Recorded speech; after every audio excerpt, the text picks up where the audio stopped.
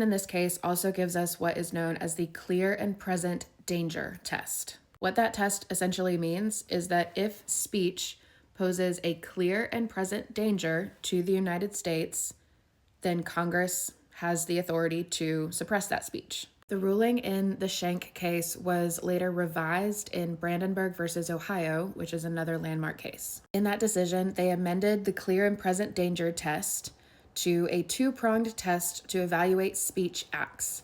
Number one, speech can be prohibited if it is, quote, directed at inciting or producing imminent lawless action, unquote, and two, it is, quote, likely to incite or produce such action, unquote.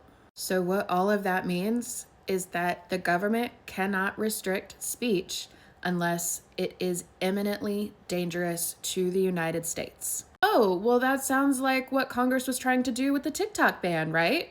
Yes and no. No, because first and foremost, the United States is not at war. Specifically, we are not at war with China. So based on the Supreme Court's own words, the clear and present danger test should not be used to restrict TikTok because Schenck only applies to wartime. You know when the last time the United States actually declared war was?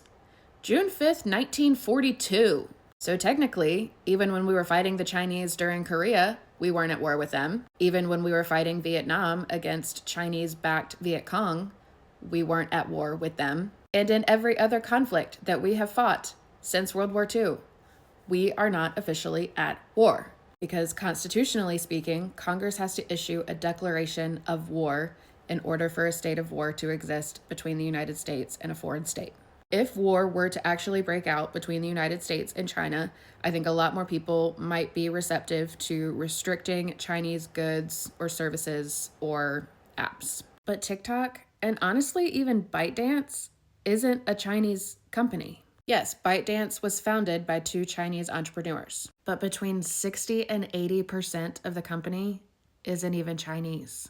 Throughout this whole process of TikTok potentially getting banned, I have been in disbelief. Not disbelief that Congress would try such a thing, definitely not that, but disbelief that it would actually be carried out. One of the biggest things I harp on in my civics units is separation of powers. Because historically, in this country, when one branch has overstepped its bounds, the other branches come in to check it. As soon as I heard about the TikTok ban proposed bill and then eventual law, I was like, that's illegal. That's unconstitutional. But I truly was not very worried about it because I was like, somebody's going to challenge it. It is such a gross... And go to part 3.